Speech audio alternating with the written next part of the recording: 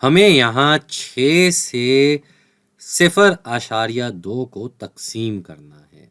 तो इसको हम कैसे कर सकते हैं? इसको हम ऐसे कर सकते हैं कि हम इसको कसर के रूप में लिख दें, यानी कि ऊपर आ गया 6 और नीचे आ गया ये 0.2।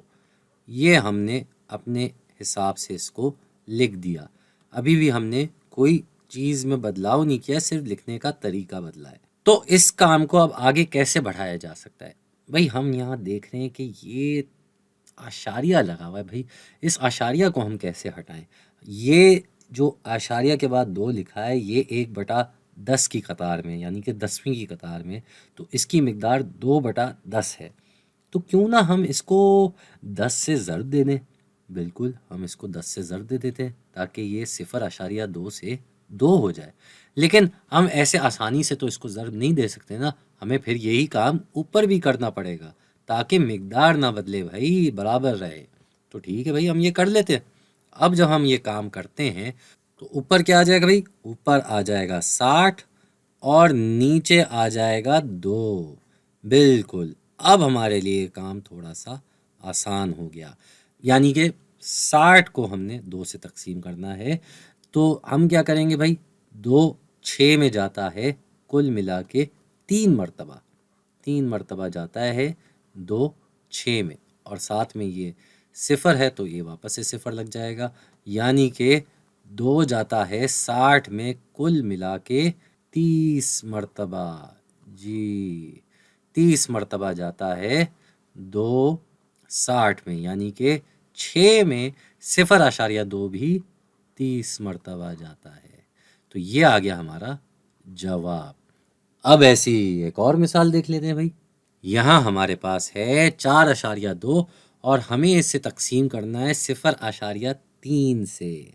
तो हम फिर से वही काम करेंगे भाई। हमें इसको हल करने के लिए क्या करना है? हम इसको कसर के रूप में लिख देंगे। तो हमने ऊपर लिख दिया 4.2 और फिर हमने कसर का निशान लगा दिया, और नीचे हमने क्या लिख दिया? हमने लिख दिया 0.3।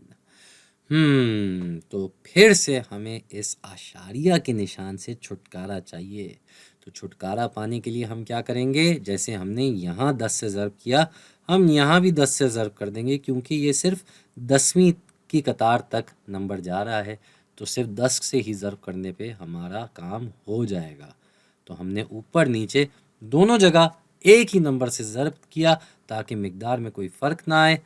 अब ये 4.2 जो है ये बन जाएगा 42, और ये 0.3 क्या बन जाएगा? ये बन जाएगा 3, और हम अपना वही कसर का निशान लगा देते हैं। अब हमारा काम बड़ा आसान हो गया। हम इसको तकसीम करेंगे तो 3 जाता है भाई 4 में 1 मरतबा, फिर बकाया बचता है 1, वो 2 के साथ लग जाएगा तो 12 हो जाएगा, और 12 में 3 जाता है 4 मरतबा, यानी कि हमारा जवाब आ जाएगा 14। यहाँ पे हम 14 लिख देंगे।